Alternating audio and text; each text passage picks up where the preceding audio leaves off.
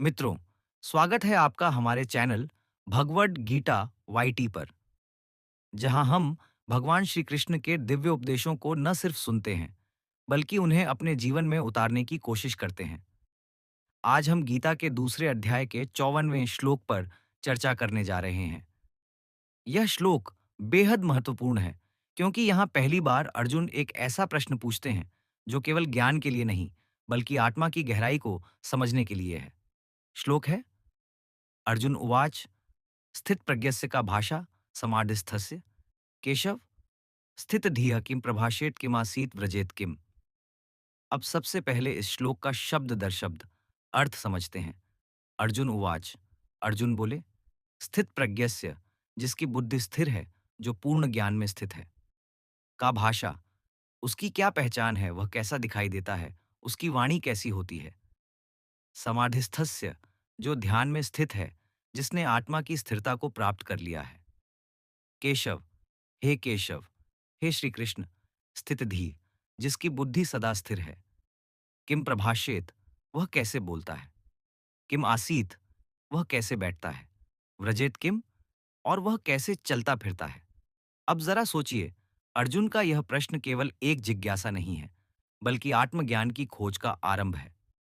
अर्जुन अब युद्ध भूमि के डर से परे जाकर जानना चाहता है कि एक स्थित प्रज्ञ पुरुष, यानी जो व्यक्ति आत्मज्ञान प्राप्त कर चुका है, वह वास्तव में जीवन में कैसे व्यवहार करता है। यहाँ स्थित प्रज्ञ शब्द बहुत गहरा है। स्थित का अर्थ है जो स्थिर है, अडिग है, किसी परिस्थिति से विचलित नहीं होता।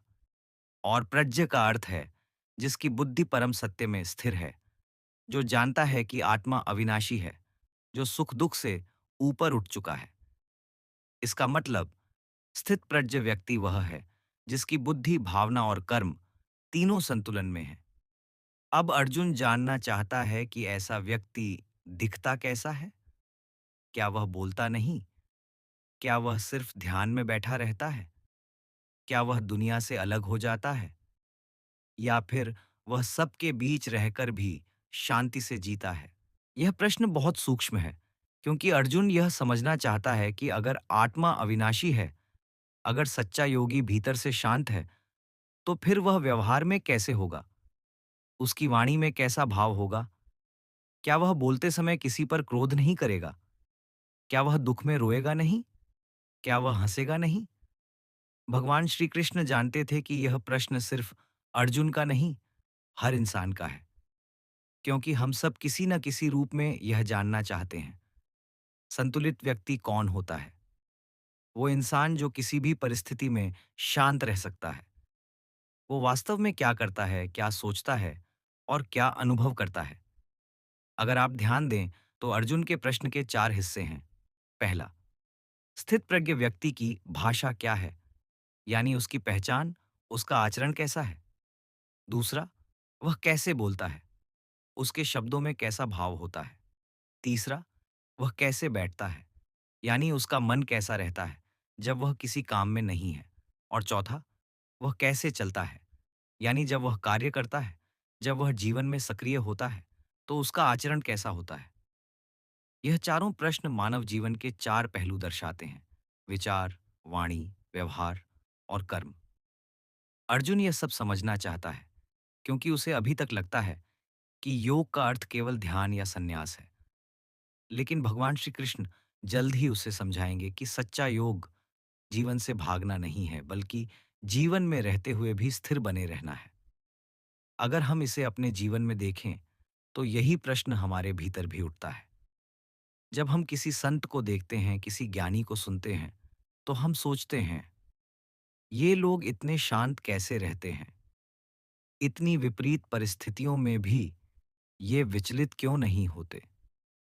वो इसलिए, क्योंकि उन्होंने भीतर वह स्थिरता पाली है, जो बाहरी दुनिया के शोर से प्रभावित नहीं होती। यहाँ अर्जुन का प्रश्न बहुत मानवीय है।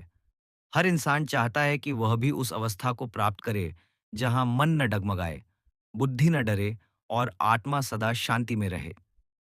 अर्जुन ने उसी अवस्था के लक्षण जानने की इच्छा जताई है। इस पहले भाग में हमें यह समझना चाहिए कि यह प्रश्न गीता के आगे के भागों की नींव रखता है।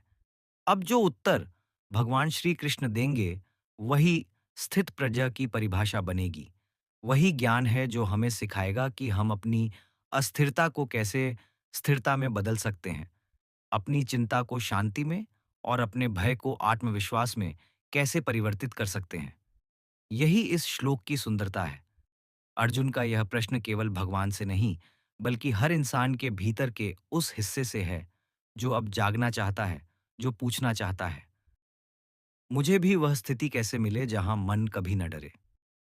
अगले भाग में हम देखेंगे कि भगवान श्री कृष्ण इस प्रश्न का उत्तर कैसे देते हैं और स्थित प्रज्ञ पुरुष के लक्षणों को कैसे विस्तार से समझाते हैं।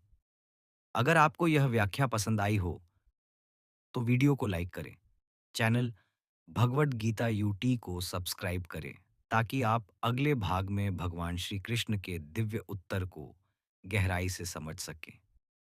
जय श्री कृष्ण।